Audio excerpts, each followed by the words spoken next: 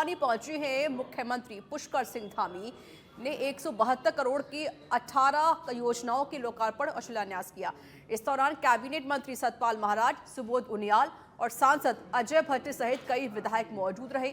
मुख्यमंत्री पुष्कर सिंह धामी ने जमरानी बांध परियोजना के प्रभावितों को अनुमन्य मुआवजा राशि वितरित की है। इसके अलावा उन्होंने शुभारंभ किया, साथ ही कैंसर हॉस्पिटल और शहर के मिनी स्टेडियम का भी लोकार्पण शिलान्यास किया गया। इस दौरान मुख्यमंत्री पुष्कर सिंह धामी ने कहा कि प्रधानमंत्री नरेंद्र मोदी के आशीर्वाद से जमरानी बांध बहुप्रतीक्षित योजना को हरी झंडी मिल चुकी है और 2050 तक हल्द्वानी शहर के पेयजल और तराई भावर की सिंचाई की संपूर्ण व्यवस्था इस बांध से होगी। मुख्यमंत्री ने इस बांध परियोजना में अपनी भूमि देने वाले सभी प्रभावितों का आभार प्रकट किया है।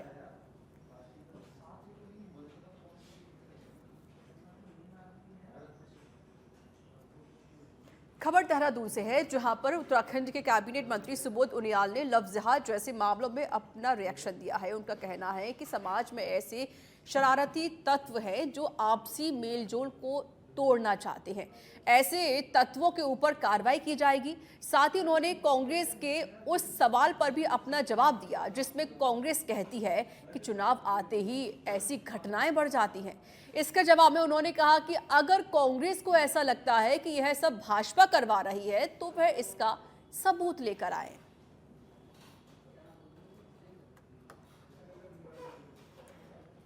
तो शरारती तत्व हैं जो समाज को में कहीं ना कहीं आपसी जो समाज में मेलजोल है उसको तोड़ना चाहते हैं। ऐसे शरारती तत्वों से निश्चित रूप से सख्ती से निपटा जाएगा। अगर कांग्रेस ये कह रही है तो कांग्रेस से पूछो। अगर आप जिम्मेदार राष्ट्र के नागरिक हैं तो अगर आप भाजपा के किसी व्यक्ति को आपने देखा है तो आपको निश्चित रूप से रिपोर्ट करनी चाहिए। केवल राजनीतिक माहौल बिगाड़ने के लिए इस तरह की बातें करना। देश भर में बीजेपी मेंबरशिप अभियान चला रही है, वहीं उत्तराखंड में भी यह अभियान तेजी से आगे बढ़ रहा है। लेकिन देखने के लिए मिला है कि उत्तराखंड में ऐसे कई विधायक और बीजेपी के प्रदेश स्तर के नेता मौजूद हैं जिन्होंने अभी तक अपने मेंबरशिप में 1000 का आंकड़ा भी पार नहीं किया है। वहीं कैबिनेट मंत्री सुबोध उनियाल ने से जब इसके बारे में पूछा गया तो उन्होंने कहा कि सदस्यता अभियान लगातार चल रहा है और हम बहुत तेजी से मेंबर जोड़ रहे हैं। प्रोग्राम में लोगों में उत्साह है और मेंबरशिप ड्राइव जो है वो लगातार चल रहा है। इसमें क्योंकि हम लोगों ने कार्यकर्ता शुरुआत में जरूर मुझे ये हुआ कि जो मिस कॉल की बात आई तो लोगों ने मिस कॉल जब तकरीबन 1000-2000 लोग तो मिस कॉल देके ही मेंबर हो गए।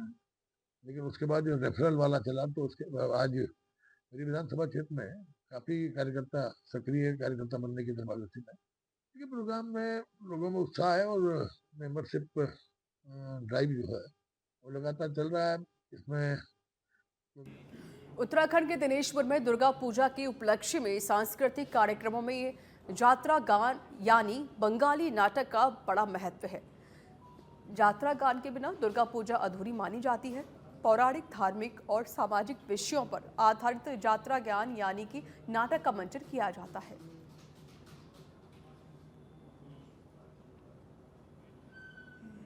दुर्गा पूजा का आयोजन हम सन 80-85 से हमने यहाँ पर शुरू किया था। महतोष मोड़ में इसका भव्य आयोजन किया जाता था जिसमें 5 नाइट हम इस जो दुर्गा पूजा का जो नाटक है इस नाटक को हम प्रस्तुत करते थे। उसके बाद महतोष मोड़ के थोड़ी बहुत असुविधा होने के कारण, वहाँ जगह के कम होने के कारण हम इस दुर्गा पूजा को ये गांव में पिपलिया नंबर 1 में लेके आए हैं। बहुत यात्रा कमेटी में हम लोग बहुत योगदान देते थे और यात्रा भी हम लोग हमारे क्षेत्र के बहुत अच्छी तरीके से करते थे। लेकिन पिपलिया नंबर 1 में एक दिन दुर्गा पूजा करने के लिए हम मैदान के क्षेत्र के लिए हमने प्रिंसिपल से आग्रह किया। प्रधानाचार्य ने मना करने पर फिर हम पूरे गांव वालों ने मिलकर के इस पंडाल का निर्माण किया है और इस पंडाल के निर्माण में विगत 2 वर्षों से यहाँ पर इस अगले साल 38वीं राष्ट्रीय खेलों का आयोजन उत्तराखंड में होगा। यह खेल 28 जनवरी से 14 फरवरी तक चलेगा। इसके साथ ही विंटर नेशनल गेम्स भी उत्तराखंड में ही आयोजित किए जाएंगे। नई दिल्ली में भारतीय ओलंपिक संघ की अध्यक्ष पीटी उषा से मुख्यमंत्री धामी ने भेंट की थी, जिसके बाद मुख्यमंत्री पुष्कर सिंह धामी ने यह जानकारी साझा की है। वहीं राष्ट्रीय खेलों की मेजबानी को लेकर उत्तराखंड की खेल मंत्री रेखा आर्य ने बताया है कि हमने केंद्र सरकार का इसके लिए आभार व्यक्त किया है। होने वाले हैं, निश्चित रूप से उसकी तिथियां भी भारतीय ओलंपिक संघ के द्वारा घोषित की गई हैं। माननीय मुख्यमंत्री जी का मैं बहुत धन्यवाद करती हूं, उनके प्रयासों से यह सब कुछ सफल हो पाया है। 28 जनवरी से लेकर 14 फरवरी तक जो है नेशनल गेम अपने उत्तराखंड में होंगे। हर उत्तराखंडी के लिए बहुत गर्व की बात है, हर स्पोर्ट्स पर्सन के लिए बहुत गर्व की बात है। और हमारी तैयारियों के परिप्रेक्ष्य में मैं भारतीय ओलंपिक संघ को भी और हमारे केंद्रीय खेल मंत्री मनसुख मंडाविया जी को भी हमारी तैयारियों के परिप्रेक्ष्य में मैं पूरी सूचना दे चुकी हूँ। मैं मानती हूं कि हम लोग इस तैयारियों को बिल्कुल बेहतरीन करेंगे। जिस प्रकार से हमारे यहाँ पे G20 हुआ है, जिस प्रकार से हमारे इन्वेस्टर समिट हुए हैं, उसी तर्ज पे जो है मैं समझती हूँ कि अपने उत्तराखंड में भी जो है बेहतरीन आयोजन जो है नेशनल गेम को लेकर होगा। और ये भी उम्मीद करती हूँ कि हमारे उत्तराखंड के जो स्पोर्ट्स पर्सन हैं वो संबंधित स्पोर्ट्स में जो है मेडल लाते हुए जो है उत्तराखंड को उचित अंकों के साथ में जो है प्रथम द्वितीय तृतीय अंकों के साथ। तहसील पौड़ी के एक राजस्व क्षेत्र में नाबालिग बच्ची को शौचालय में बंद करके उसके साथ छेड़छाड़ की घटना सामने आई है। राजस्व पुलिस ने पीड़िता के पिता की तहरीर पर नाबालिग बच्ची से छेड़छाड़ पॉक्सो की धाराओं में मुकदमा दर्ज करने के साथ ही आरोपी युवक को गिरफ्तार कर लिया है। फिलहाल पुलिस पूरे मामले की जांच कर रही है। ये जो है तहसील क्षेत्र के अंतर्गत पौड़ी के अंतर्गत जो है दिनांक 12/10/2024 को किसी लड़के के साथ में किसी लड़के द्वारा छेड़छाड़ी की गई है। उक्त मामला संज्ञान में आने के बाद जो है क्षेत्रीय राजस्व निरीक्षक द्वारा जो है मामला पंजीकृत कर दिया गया है और जारी है। इस संबंध में जो है राजस्व निरीक्षक द्वारा जो है कि श्रीमान जिलाधिकारी महोदय को भी मामले को पुलिस को ट्रांसफर करने के लिए पत्र लिखा गया है। राज्यपाल गुरमीत सिंह ने देहरादून स्थित उत्तराखंड युद्ध स्मारक शौर्य स्थल से वायुसेना के वायुवीर विजेता कार रैली को रवाना किया है। इस दौरान राज्यपाल गुरमीत सिंह के साथ प्रदेश के पूर्व मुख्यमंत्री डॉक्टर रमेश पोखरियाल निशंक और सेना के तमाम अधिकारीगण मौजूद रहे। देहरादून से यह रैली आगरा, लखनऊ, दरभंगा, बागडोगरा, हाशियामारा और गुवाहाटी से होते हुए 27 अक्टूबर को तवांग पहुंचेगी। रैली मार्ग में आने वाले युद्ध स्मारकों का भी दौरा करेगी।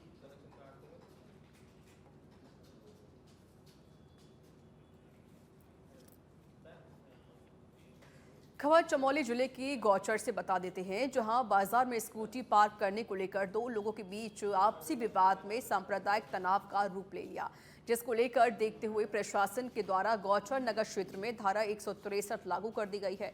पीड़ित कैलाश के द्वारा मेडिकल कराने के लिए अब अस्पताल गए तो जब वहां पर एकत्रित हुए धर्म विशेष के लोगों ने उन पर हमला कर उन्हें घायल कर दिया, जिसको लेकर गौचर बाजार में जमकर हंगामा हुआ। बजरंग दल के लोगों ने जमकर नारेबाजी की और धर्म विशेष के लोगों को गौचर बाजार से हटाने की मांग की गई। जितने भी मूल निवासी हैं, ये पहाड़ के जितने लोग हैं, एक साथ खड़े हुए हैं और सबकी एक ही मांग है कि इस प्रकार से जो गतिविधियां हो रही हैं पहाड़ के अंदर, ये बिल्कुल भी अब सहन करने से बाहर हो चुकी है। थराली हो, नंदानगर हो, गौचर हो, पुरोला हो, सारे उत्तराखंड में यही गतिविधियां चल रही है।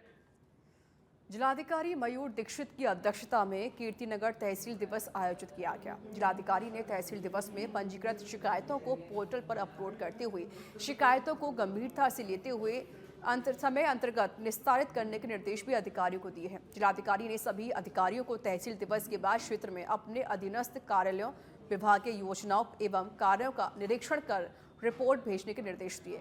इस मौके पर जिलाधिकारी ने अधिकारियों से विभागीय कार्यों की जानकारी लेते हुए मंडवा उत्पादन एवं खरीद को लेकर कृषि एवं सहकारिता विभाग के अधिकारियों को गांव-गांव जाकर निरीक्षण करने तथा सड़क से संबंधित अधिकारियों को सड़कों को गड्ढे के पैच वर्क कार्य प्राथमिकता पर करते हुए सड़कों की स्थिति सुधारने को कहा गया है। पूर्ति विभाग को राशन कार्ड को लेकर लक्ष्य देते हुए सत्यापन करने को कहा गया है, ताकि पात्र लोगों को राशन कार्ड उपलब्ध कराए जा सके। तहसील दिवस रखा गया था ब्लॉक सभागार में कीर्तिनगर में, और इसमें विभिन्न विभागों की समस्याएं आई हैं, जिसमें मुख्यतः पानी से रिलेटेड है, कुछ आपदा से रिलेटेड है, सड़कों से रिलेटेड है। और इसमें अधिकांश जो हमारी समस्या है उनके लिए आज ही हमने निरीक्षण करने के लिए, रिपोर्ट देने के लिए डिपार्टमेंट्स को बता दिया है। सभी विभागों के द्वारा इसमें प्रतिभाग किया गया है, और कुछ अन्य समस्याएं भी यहाँ पर जनप्रतिनिधि द्वारा बताई गई हैं, जिनको भी संज्ञान में लेकर उन पर त्वरित कार्रवाई की जाएगी। तहसील दिवस रखा गया था ब्लॉक सभागार में कीर्तिनगर में, और इसमें विभिन्न विभागों की समस्याएं आई हैं, जिसमें मुख्यतः पानी से रिलेटेड है, कुछ आपदा से रिलेटेड है, सड़कों से रिलेटेड है। और इसमें अधिकांश जो हमारी समस्या है उनके लिए आज ही हमने निरीक्षण करने के लिए, रिपोर्ट देने के लिए डिपार्टमेंट्स को जूना अखाड़े की पौराणिक छड़ी यात्रा आज हरिद्वार से रवाना हो गई। हरिद्वार के माया देवी मंदिर में अखाड़ा परिषद के अध्यक्ष महंत रविंद्रपुरी, महामंत्री महंत हरिगिरी और आचार्य महामंडलेश्वर कैलाशानंद गिरी ने छड़ी यात्रा का स्वागत किया। साधु संतों ने बताया कि इस बार ओम पर्वत तक छड़ी यात्रा पहुंचाने का लक्ष्य रखा गया है। बता दें कि सनातन धर्म और संस्कृति की रक्षा के उद्देश्य से आदि गुरु शंकराचार्य की ओर से छड़ी यात्रा की शुरुआत की गई थी। हर साल यह छड़ी यात्रा चारों धामों के साथ ही उत्तराखंड के तमाम मठ मंदिरों में जाती है, सनातन धर्म संस्कृति का प्रचार प्रसार करती है, और इस बार छड़ी यात्रा ओम पर्वत तक जाएगी।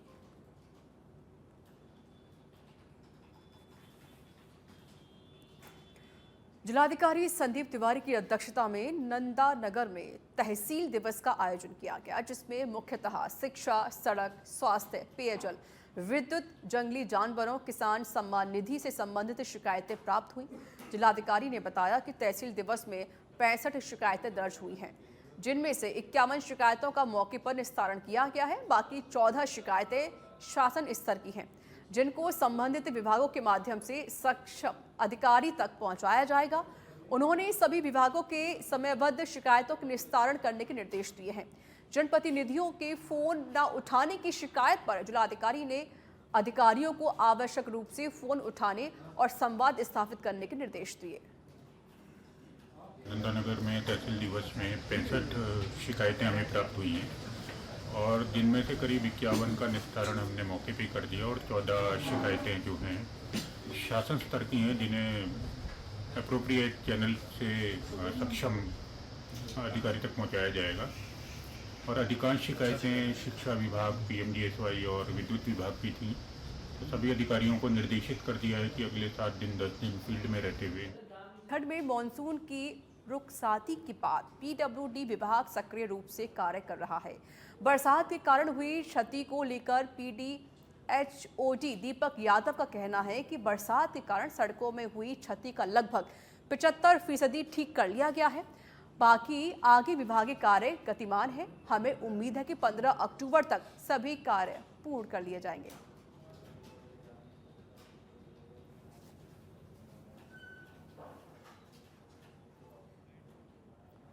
हाँ, इसमें हम तेज़ी से प्रगति कर रहे हैं, और कल की हमारी रिपोर्ट लगभग 65-66% की थी, प्रगति आ गई थी। और आज अभी तक जो डाटा है वो और लगातार अपडेट हो रहा है, तो आज लगभग मैं उम्मीद करता हूँ 75% का हमारी प्रगति आ जाएगी। और कल का दिन है, और हम इसको जल्दी ही जो है 1-2 दिन में। और उधम सिंह नगर जनपद के खटीमा के स्टेशन पर अब असामाजिक तत्वों द्वारा ट्रेन को पलटाने का षड्यंत्र सामने आ गया है। देर रात स्टेशन के आउटर पर मेन लाइन की पटरियों पर लोहे की तरह मोटी तारों की 15 मीटर छड़ को बांधकर रख दिया गया। रात इसी ट्रैक पर आ रही देहरादून वाली ट्रेन के लोको पायलट को जब मोटी वायर की रॉड नजर आई तो उन्होंने इमरजेंसी ब्रेक लगाकर ट्रेन रोकी। मौके पर पुलिस पहुंची। पुलिस ने घटनास्थल पर पहुंचकर जांच पड़ताल शुरू की। साथ में स्थानीय खटीमा पुलिस को लेकर संयुक्त जांच कर जानकारी ली गई।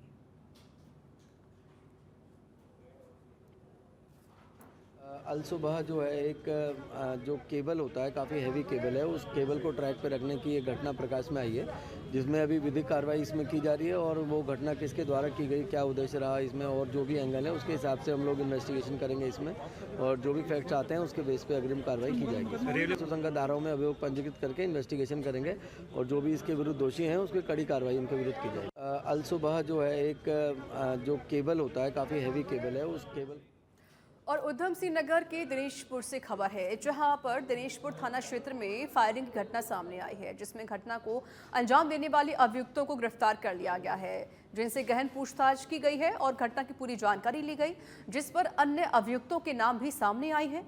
घटना में शामिल अन्य अभियुक्तों की तलाश की जा रही है, जिसके लिए एसएसपी ने पुलिस टीमों का गठन कर दिया है।